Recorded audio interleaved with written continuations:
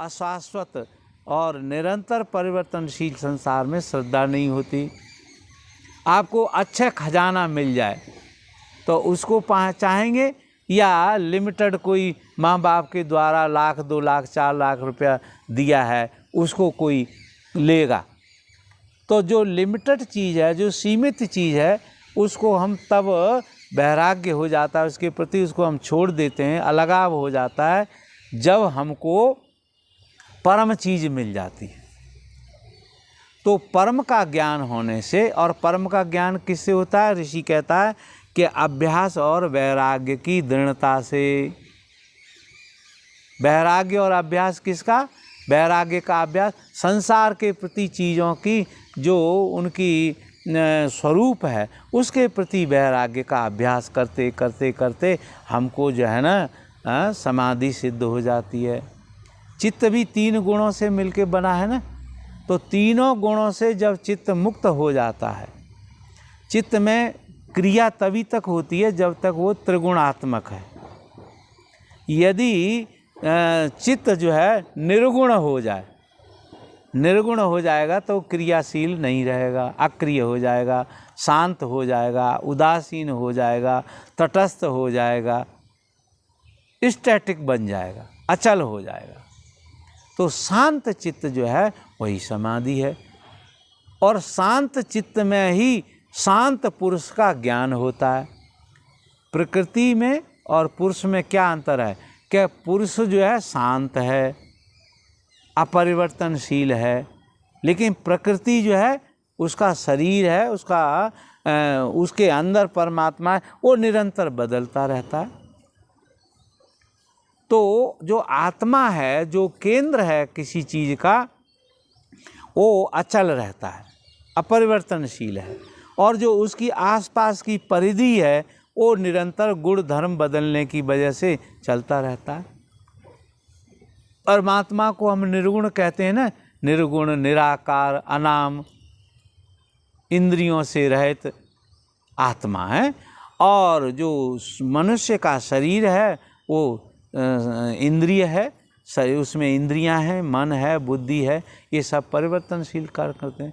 लेकिन गुण धर्म जानने के लिए, भोगने के लिए हमको इंद्रियों की जरूरत है।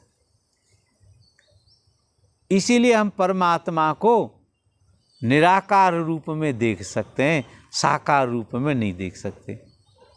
बहुत सारे लोग जो है ना साकार के उपासक होते हैं, उनकी इच्छा होती है कि भगवान श्री कृष्ण जैसे मैंने चित्र में देखें वैसे सशरीर मेरे सामने प्रकट हो जाएं।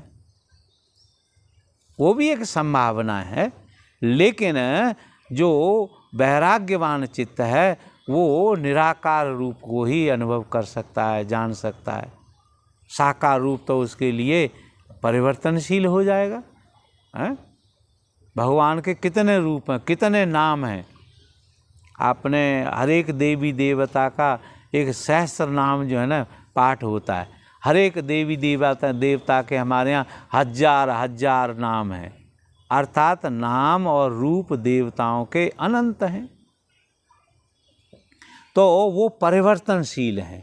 इसीलिए परमात्मा का जो शाश्वत स्वरूप है उसको हम परम पुरुष कहते हैं। वो अपरिवर्तनशील है, वो प्रकृति का कर्ता धर्ता है, प्रकृति में समाया हुआ है।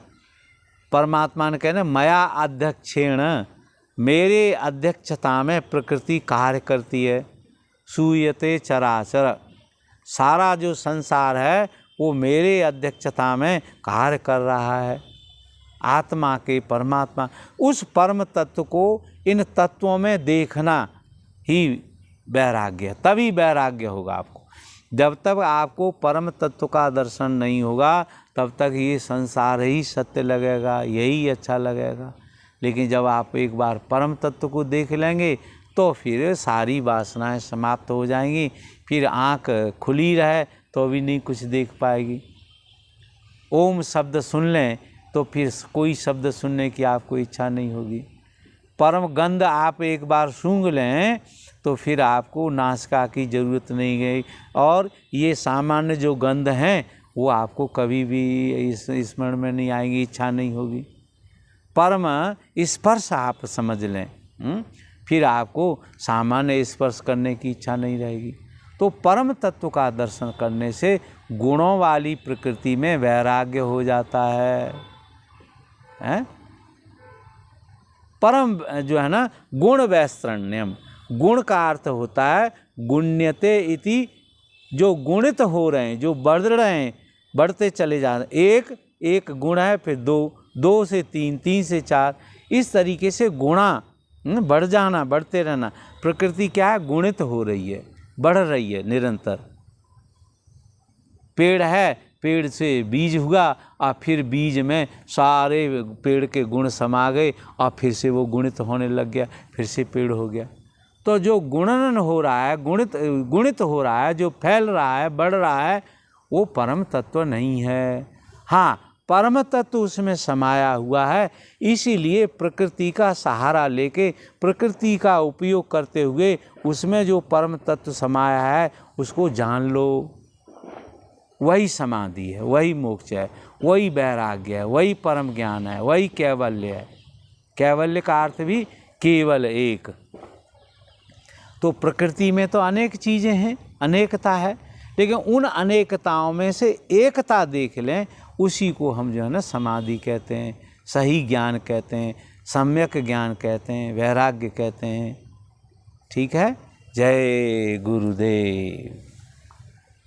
तो ये सूत्र हम धीरे धीरे समझते चलते हैं।